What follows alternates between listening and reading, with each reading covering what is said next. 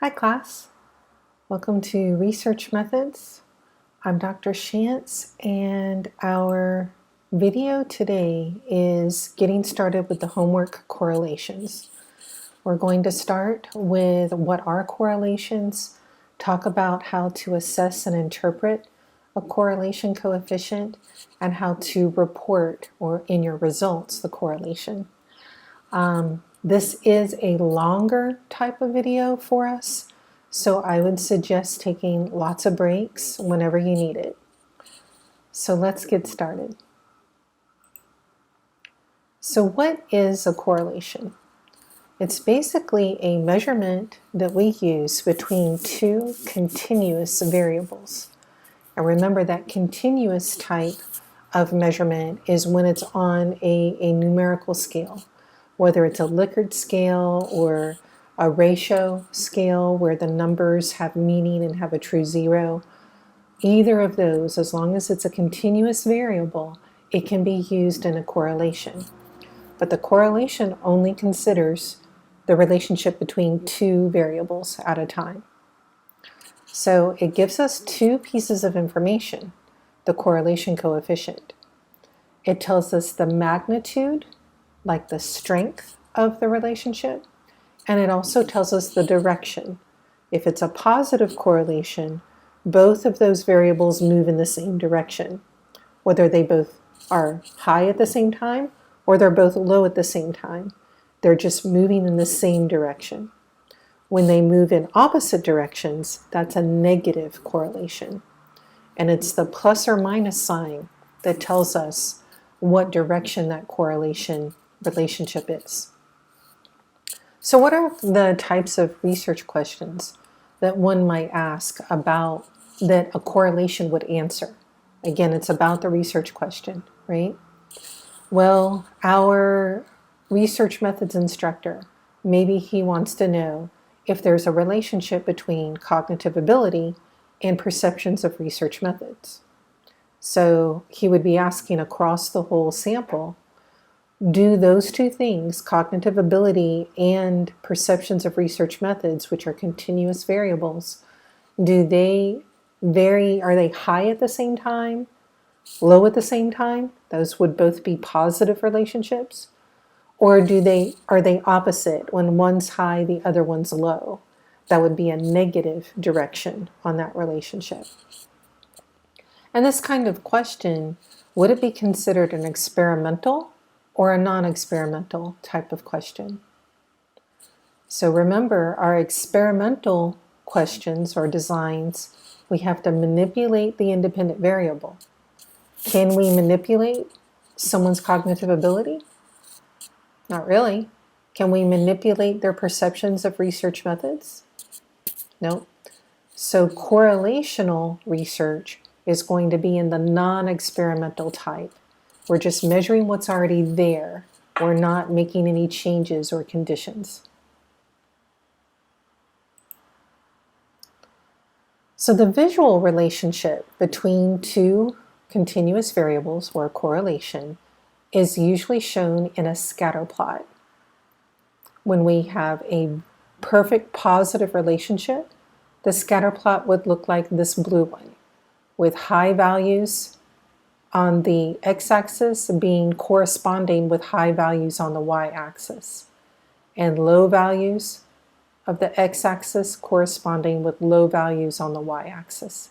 That's a perfectly positive relationship there. Likewise, in the yellow block is a perfectly negative correlation. We never find those in real data. That's just like for examples. And you see how this one's a negative one. Negative one to positive one is the range a correlation coefficient can have. But this would be a very strong negative correlation, and this would be a very strong positive correlation. Now in reality, our scatter plots look like these three in the middle. Kind of negative, kind of positive, or really no discernible relationship at all. So the closer the coefficient gets to zero, the more likely there's no relationship there. So visually, what kind of relationship do you think would be present between cognitive ability and perceptions of research methods? Would we expect a positive relationship, a negative relationship, or no relationship at all?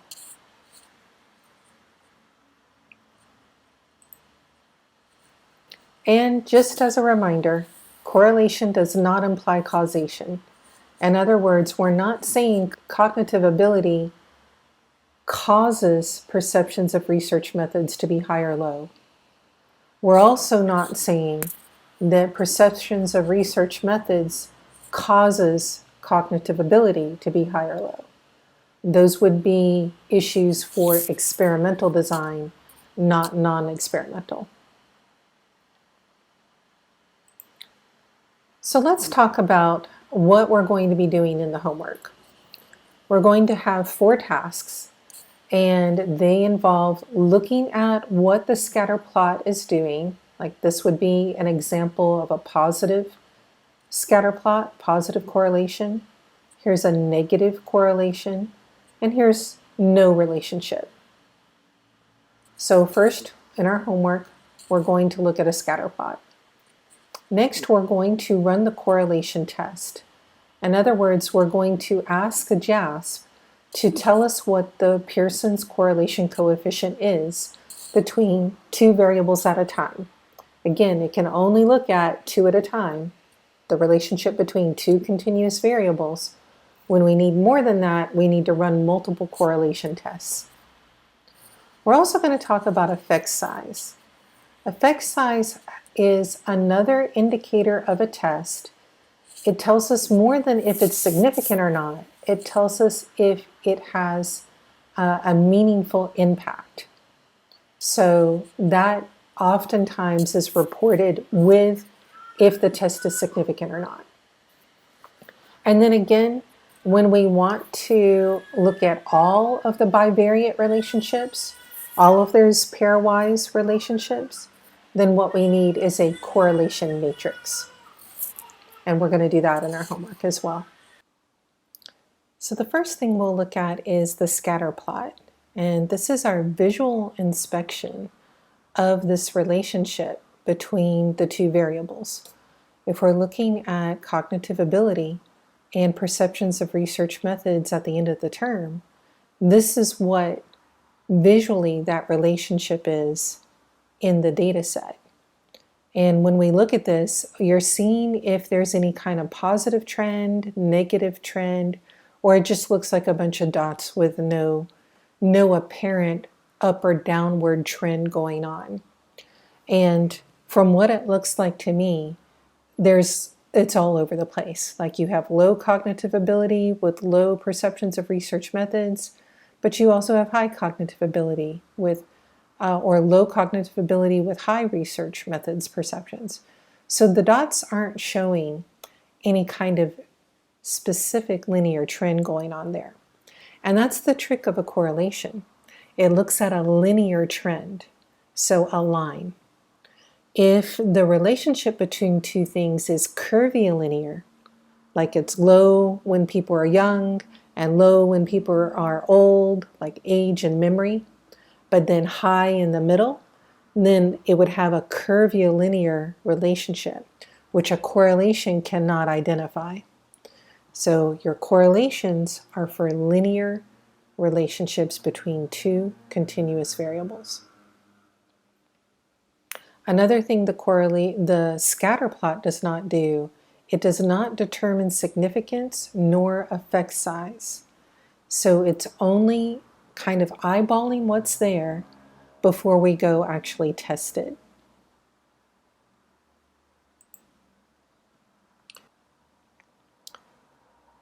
So after getting a visual idea of the relationship between cognitive ability and perceptions of research methods, we want to ask a JASP or whatever statistical software you're using for the correlation coefficient. So when we request the correlation coefficient, we get the information back on what is the actual coefficient. That's going to be right here, the 0.154 is the R, is Pearson's R between cognitive ability and perceptions of research methods at time 2. And remember, we said that the range of a correlation coefficient goes from -1 to +1. So, and the closer it is to 0 means it's weaker. The closer it is to the ends, it means it's stronger. So, do we know the exact magnitude or strength of the relationship? We know it's pretty weak because it's closer to 0. But it's the next slide where we get magnitude cutoffs that we can use. What is the direction of this correlation coefficient? Well, it's a positive 0.154. So that means that both of the numbers go the same way. Either they're low at the same time or high at the same time. However, it's a very weak relationship. In fact, we look at, is it a significant relationship? And a test is significant if the p-value is less than 0.05. We see that our p-value is 0.186, definitely not less than 0.05. So this would be a non-significant relationship. When it comes to magnitude, we use the general guidelines for interpreting magnitude by Cohen in 1988. And they're just general because it depends on what is being measured. Sometimes, depending on what you're measuring, it may be that a very small Pearson's R coefficient is representative of a much stronger relationship. But in general, we stick with these. And we saw that the relationship between cognitive ability and perceptions of research methods was 0.154, right? So it's going to fall in here, a very weak relationship. And that is consistent with it not being significant. It's a non-significant, weak, positive relationship.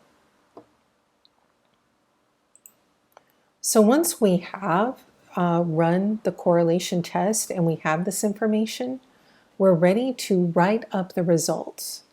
And your results for any test are going to be very similar as far as there's information you want to provide to the reader whenever you write up a results paragraph. You want to tell your reader what test was conducted. We conducted a correlation test. What variables were involved? Well, the cognitive ability and perceptions of research methods at the end of the term. What was the estimate that was found? Well, the estimate was 0.154. What is the effect size or confidence interval? And that the effect size we're going to talk about in a couple more slides here is telling us the impact or the meaningfulness of that relationship, more than just if it was significant or not. And you always provide some kind of interpretive sentence, like towards the end of your paragraph, where you're just saying what was found. So here's an example of how we might write up this correlation. We conducted a bivariate correlation test between cognitive ability and perceptions of research methods. Results indicated a non-significant positive relationship. And then that's our stats line right there. What the R estimate was, what the p-value was, and we will put in the effect size once we calculate it. In the sample, there was no relationship between cognitive ability and perceptions of research methods. That's the interpretive sentence.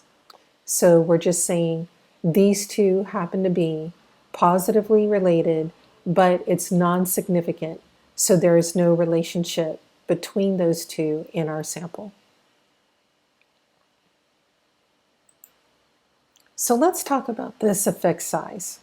The effect size that we use with correlations is called the coefficient of determination. And it's a measure of the shared variation between those two variables. So how much variation is shared between cognitive ability and perceptions of research methods. To calculate the coefficient of determination, which is also called R squared, we simply square the R coefficient. So our R coefficient was 0.154. Square that, and we get 0.023716, that is our R squared value right there. Now, if we convert that value to a percent, it gives us a way to help interpret and explain the correlation to a reader. When we square the correlation coefficient and convert to percent, we have 2.4% of the variation in perceptions of research methods are shared with or explained by one's cognitive ability. So that's a way that we can work in our interpretive sentence or be able to explain the impact of how much are those two variables actually sharing, actually related and associated. The way this looks visually is the shared portion, like this. If you have the variation of one variable and the variation of another variable, where they share in variation, this is what it would look like, the coefficient of determination.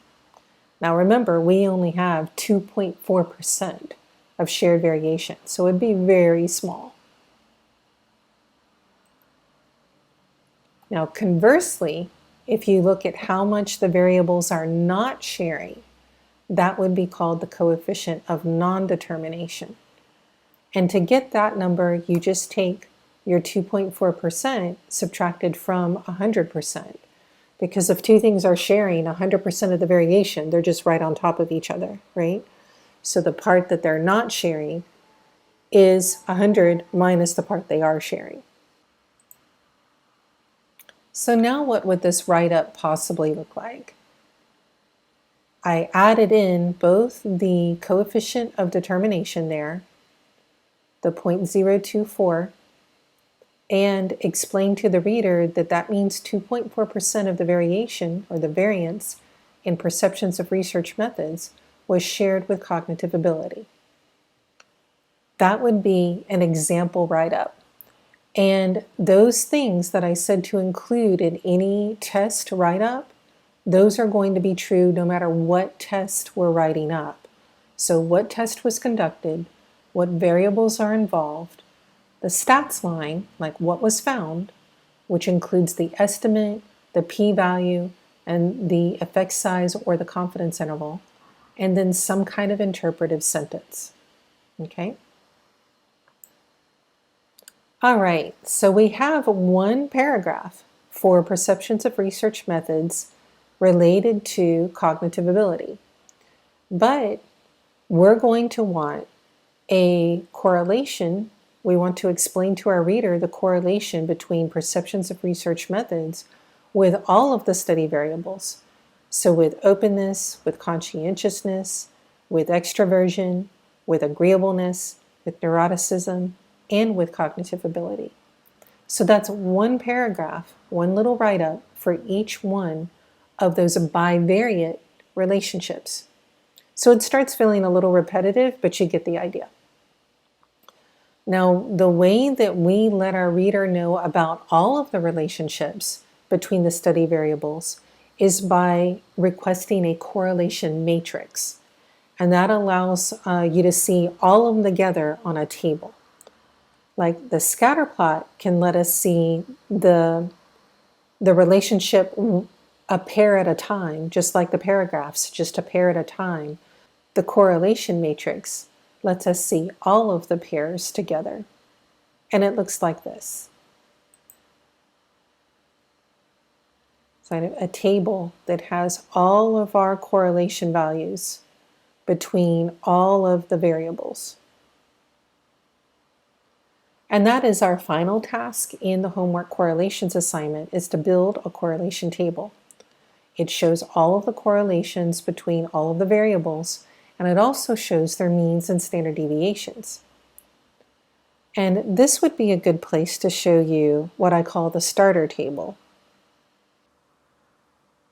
So in the correlations assignment, we go over what the tasks are, and you have the links to the materials you need.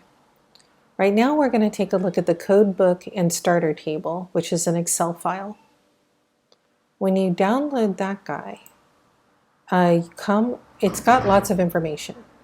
You've got the variables that the research methods instructor was collecting. He's got the unique identifier, the case number, group number. These are all the variables that he has in that data set. And the ones that we're looking at for the homework correlations assignment are going to be the personality, the cognitive ability, and the perceptions of research methods at time 2.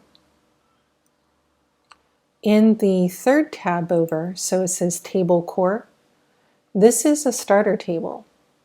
And you don't have to use it. There's different ways to get your table into MS Word, because that's where you'll need it, is in the appendix of MS Word.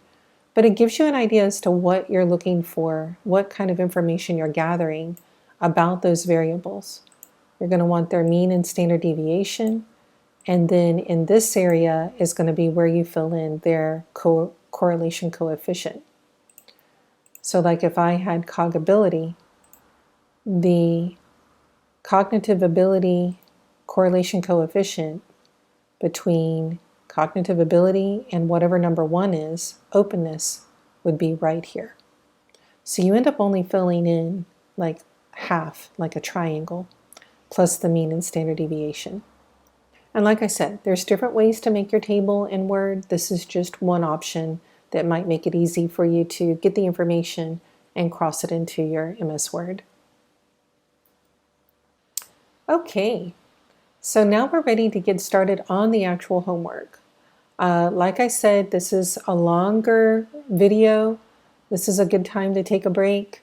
Just get an orange juice, get a snack, something. And the things you're going to need to get started with the assignment are the lab sheet, so the directions, the codebook and starter Excel table that we just looked at, and the data file, the correlations.jasp data file. And all of these are available in the homework assignment itself. We've got 4 tasks to do. We're going to ask for scatter plots. We're going to request and interpret the correlation coefficient between each bivariate pair. We're going to do some writing up of the results and create a correlation table. Alrighty, let's get started. Like I said, take lots of breaks. You can rewind, fast forward, whatever you need. We're going to get started by getting the lab sheet and downloading the data set. So you want to save both of these in a place where you know where they're at, because we have to open JASP before opening the data set. You can't just like click it and open it. So let's go over to the lab sheet itself. On the lab sheet, we have our purpose, we have the prep that you want to get your Excel sheet, you want to download the data set, and a review of our research methods instructor. He included these items to assess personality, cognitive ability, and perceptions of research methods. So these are the variables we're working with. They're all continuous variables. So we're going to evaluate the relationships between these continuous variables using Pearson's correlation coefficient. To do this, we have 4 big tasks. We're going to create scatter plots to visually inspect these relationships, the bivariate relationships. We're going to request correlation tests and locate the information and results to be able to write up the results. And we're going to create a correlation matrix that you then turn into a table, and that summarizes the relationships between all the study variables. Be sure to save your JASP results file. That's the one where you do export results, and it is a HTML file, because you'll need to turn that in at the end. Okay, so first let's open up the JASP file. We'll need to open JASP first, and then navigate to wherever you have the file at.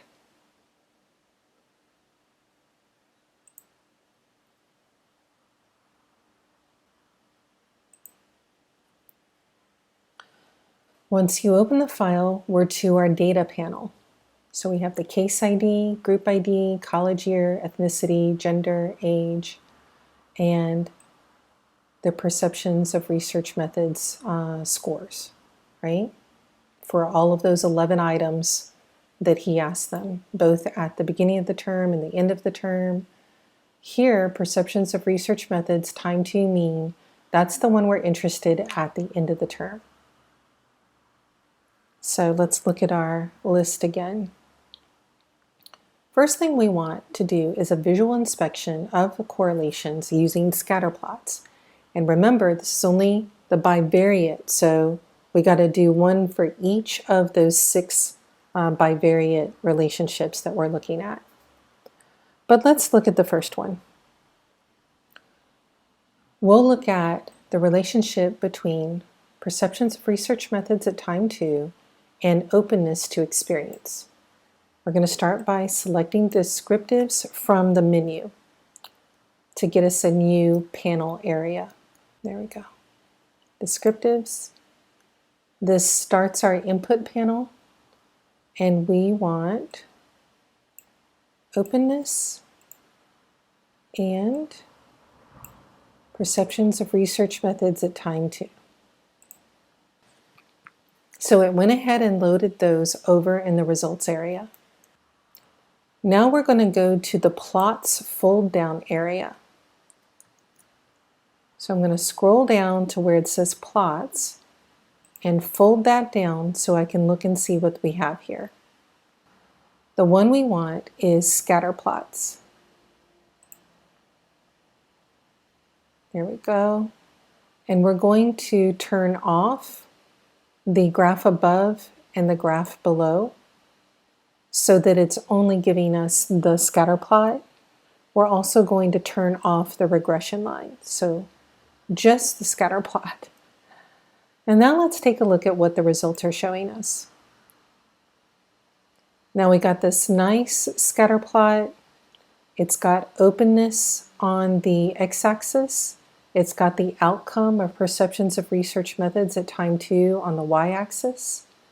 And we can save this by doing save image as, or we could copy and paste it into a Word document as well. Now let's take a look and see if there is an upward or downward trend as we're checking out this scatter plot. So notice that those with low openness, like it's not got low. You have more of, or high openness has sometimes low perceptions, and low openness sometimes has high perceptions. So if there's any trend going on, it looks like it might be negative. But see how spaced out the dots are? There's not a strong relationship there. They're kind of all over the place. If there's any relationship, it looks like it might be trending a little negative. And that's all we can do with a scatter plot, is get a visual idea.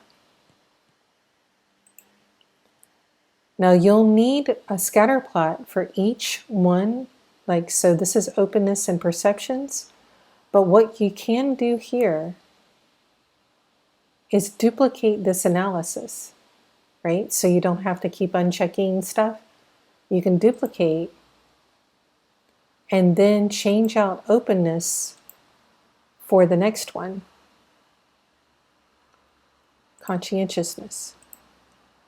But notice that if I put conscientiousness second, it's going to put conscientiousness on the y-axis and my outcome on the x. And that's not, I'd rather have the outcome on the y-axis. And I can fix that. All I have to do is move the order here. Draw that down so that my x-axis is the first one and my y-axis is the second one. And it'll work on fixing that. Now I have conscientiousness on the x-axis and perceptions of research methods on the y-axis. So you'll need a scatter plot for each bivariate combination. So that's 6 of them.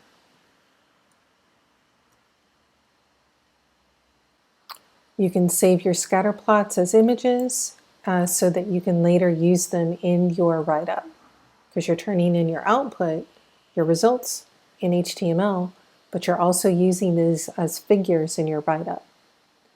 Examples of figures are in your APA book, and here's an example of one right here, the one we just did with openness and perceptions. So that's task 1. You want 6 scatter plots. Let's check out task 2. We're going to request the correlation coefficient for each bivariate pair. So again, we have 6 of them, but we can go ahead and get this information for all of them in one hit. We're going to go to regression, classical, and correlation to have a new area to the input panel.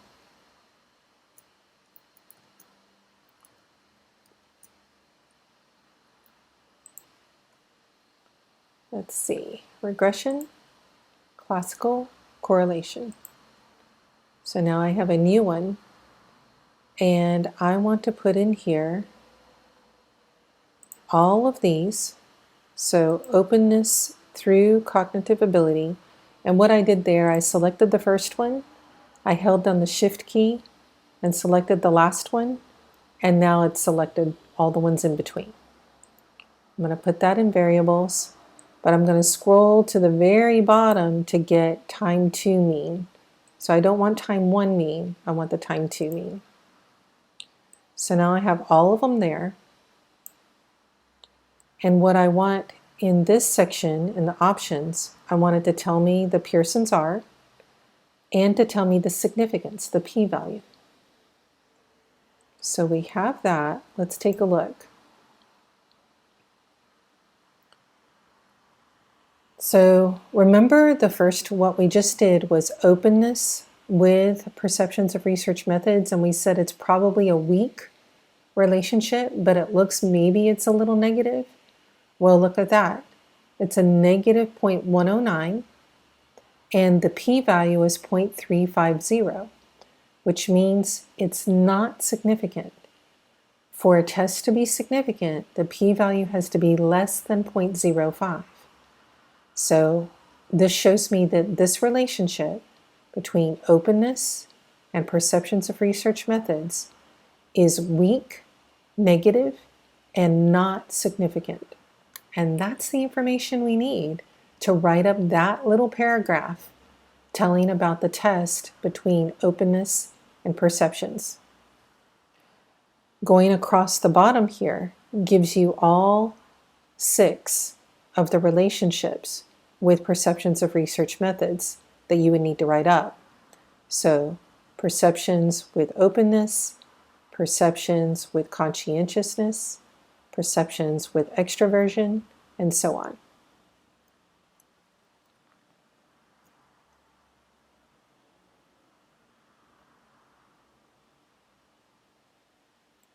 We have the magnitude and direction for each of those 6 pairs, and we know where to look in the results to tell if it's significant and to get the information for the Pearson correlation coefficient. How do we get the effect size? We take the correlation coefficient and we square it. So we take 0.109 times 0.109, and that would be the effect size for the relationship between openness and perceptions of research methods, which is our task 3, is writing up each of those 6.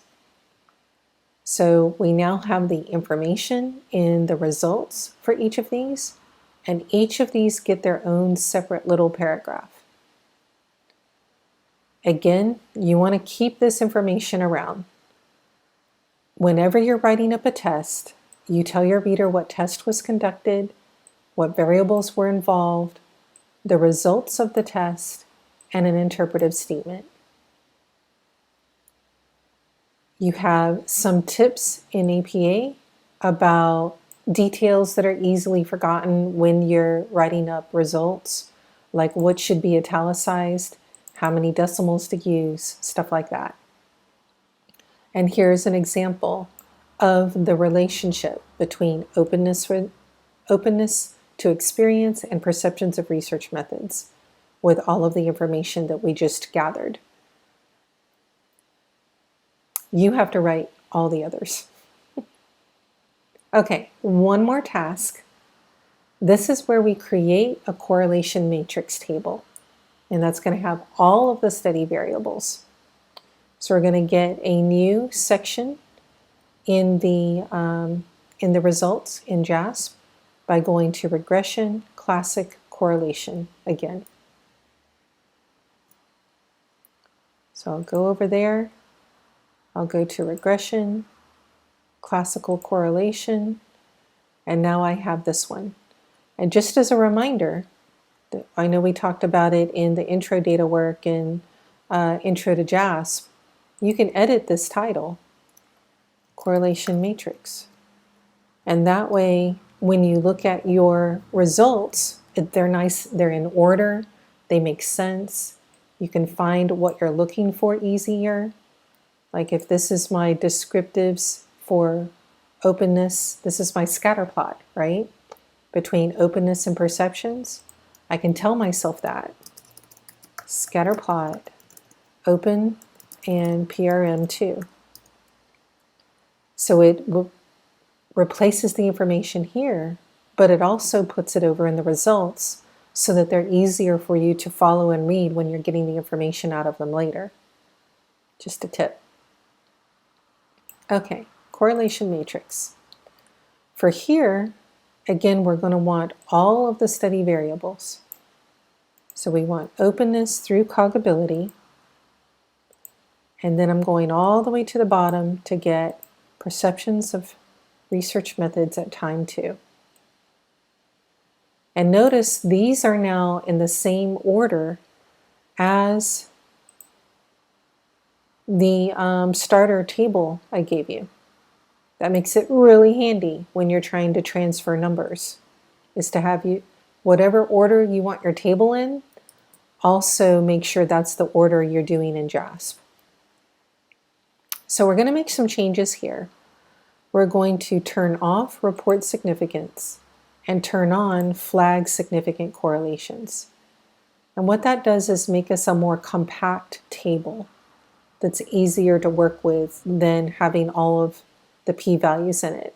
Like we needed the p-values for reporting in the write-up, but on the table, we just indicate the level of p-value using one of the stars.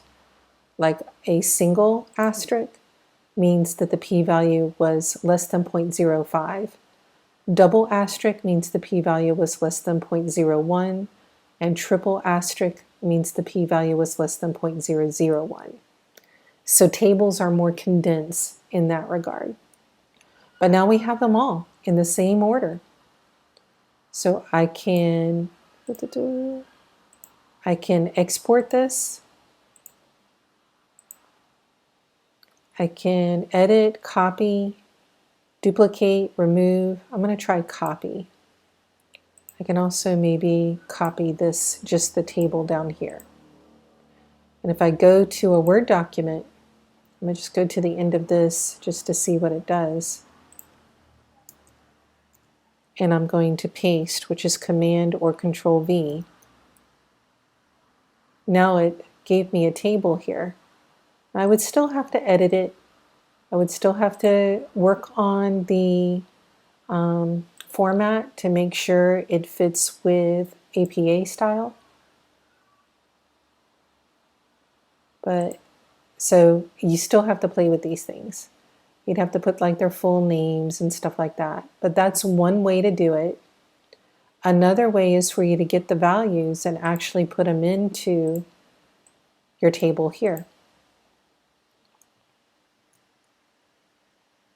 Alrighty, we go back up.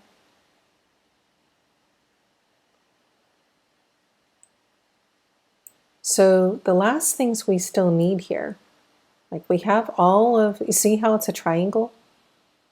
That's a correlation table tends to just be the lower half, the lower triangle there. But what we still need for it to be a correlation table is the mean and standard deviation. So we need to get those values. To request mean and standard deviation in JASP, we're going to get another subpanel in the input area for descriptives. So going to descriptives, and now I want the mean and standard deviation for all of my study variables. So I want openness through cogability, and I'm going to want perceptions of research methods at time 2. Now I don't need all of this information, so I'll probably come down to statistics, fold that down, and I can do, I don't need minimum and maximum. Let's take a look at this table and see what we got. So we see there were 80 participants at the beginning of the term when the research methods instructor asked them about personality traits. But then by the end of the term, 5 were no longer there. Likely they dropped this class or whatever. So we only really have 75 because you can't compare if there's 5 missing. But JASP already took care of that. But here's our means and our standard deviations. And those are the values that are going to go into these 2 columns here for each of those variables. And then you have your table. Again, you'll want to double check with APA. They've got some good example tables in section 7 so that you can see how they look. And that's the last task we needed to do for this assignment. So what you're going to upload for the assignment are the results file and your MS Word document. And if you want APA information, that's what we're looking at for our APA skills, building up our APA skills for this assignment. You have your page number, your basic formatting as far as double-spaced, 0.5 first line indent on each of your paragraphs. You're going to put a level 1 heading that says results, and then a level 2 heading that says correlations before you start doing your little paragraphs. Before you do your table, like your correlation table and your figures, you'll have a level 1 heading that says appendix. You can check on where to use italics and check the examples in section 7 of your APA book for examples of what your table and figures should look like. Let's take a look at the assignment again. So that's what we have for this assignment. That's our tasks, your materials, what you need to upload, and some APA expectations. You can see the rubric below, and definitely post any questions you have in the course questions or send a Canvas inbox message and we'll get to them right away. Thanks so much for joining me, and I look forward to seeing your submissions.